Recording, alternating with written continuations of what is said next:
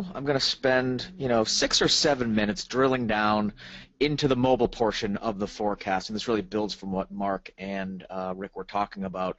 And the best place to start is to first provide a little bit of context of where these numbers come from. I get asked a lot about how we come up with these mobile figures, and it's a pretty rigorous process that's been developed over years. And I first developed this forecast model around 2009 when we first started forecasting mobile ad revenues, and it continues to evolve as the mobile ad market itself is evolving so rapidly. So we have a rather complex model with several spreadsheet tabs and thousands of active cells, and we essentially look at all of the different mobile ad formats that I'm going to go over in just a minute. And we look at the unique ways that those formats are bought and sold, so search and display and SMS and others, and we build models for each of these formats based on those components, and then we plug in the constantly changing inputs in mobile ad marketplaces. So for example, what's a mobile CPM for display these days, or what's a mobile cost per click for search ads, and what are the performance deltas in all of these ad formats when they're targeted locally.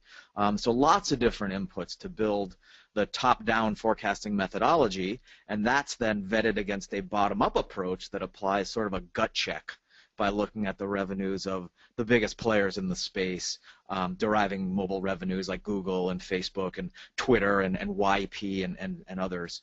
And then we finalize the numbers accordingly. And as a final note here, we don't include tablets in the mobile figures, which is something I won't go into now, but there are well-founded reasons for that, which I've covered in depth on the BIA Kelsey blog, and you can email me if you want further explanation about that.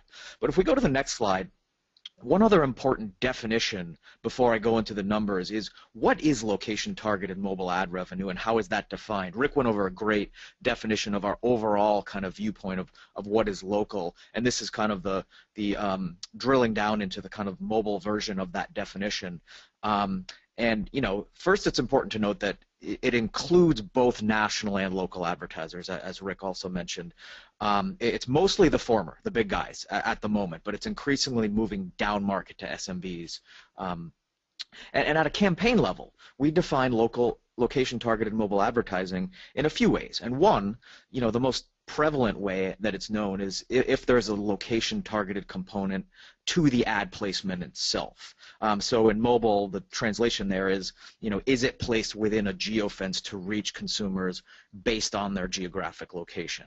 And then from there, location targeting can really branch out into a number of different developing tactics that we're tracking. For example, there's location-based audience targeting, which essentially tracks users and develops profiles as a function of the places that those users visit, and then targeting them on a subsequent basis based on those behavioral profiles. There's also geo-specific ad copy or creative that's localized in order to appeal to users that have an affinity for certain cities or neighborhoods. There's also the presence of location-specific calls to action that show up in ad units, such as a local phone number or directions or dynamic distance feed within a display ad unit, for example. And then within search, we're looking at things like the presence of geo-modifiers in the search term itself, or other ways that search engines like Google are defining local intent. So if we go on to the next slide, moving on to the numbers, with those methodology and definitional notes out of the way, we see location-targeted mobile advertising in the U.S. growing from $8.5 billion this year to $11.3 billion next year. And our forecast actually measures out to 2020, but today we're highlighting this year and mostly next year, 2016. So if we go to the next slide, this really puts those figures more into perspective in terms of how the location-targeted mobile ad totals we just saw compare to overall U.S. mobile ad revenues. So the blue bars you see here on this chart are the same as the blue bars of the previous slide. So as you can see, location-targeted mobile ads are a subset of the overall U.S. ad pie and currently make up about 37% of that total, growing to 39% next year. And we have that continuing to grow to about 43% by 2020, though that's not shown here in this slide. Now, the drivers for that growth include a few important factors. So first, mobile usage is really the the foundation, and it indexes high for local intent. In search, for example, about half of mobile queries have local intent. Second is that advertisers are slowly catching up with those usage realities, just as ad spend generally is a trailing indicator of eyeballs. Another important factor is that localized mobile ads perform better as a result of their more targeted and relevant placement. So those higher performance metrics, such as click-through rates, are boosting these dollar amounts we're looking at here and also creating higher premiums. And then lastly, as advertiser demand kind of follows all of this and continues to grow for location-targeted ads, it puts even more upward pressure on ad rates. So for example, in search, you have bid marketplaces that follow basic supply and demand principles, and prices go up when demand does and when supply gets scarcer. So all of those factors lead to some of the figures you see here, and also the growth we're projecting all the way out to 2020. So if we go to the next slide, here's another interesting segmentation. So what we're looking at here is the location-targeted mobile ad spend we already saw, but now subdivided by ad format. And the clear winner here is search, and that has a lot to do with its intent-driven and pull-based nature that causes higher performance and premiums in some of the ways I just described. But another key takeaway I want to highlight here is the rise of native social. So a couple of years ago, this category wasn't even on this chart, and it's quickly rising to prominence and will grow even further out to 2020. And what we're talking about here are ads that are placed within the feed-based interfaces of social apps. So they're not obtrusive or interruptive banners, they're more merged within the social content in native ways. So we're talking about Facebook news feed ads, which you've probably seen, or Twitter promoted tweets, or Pinterest's viable pins.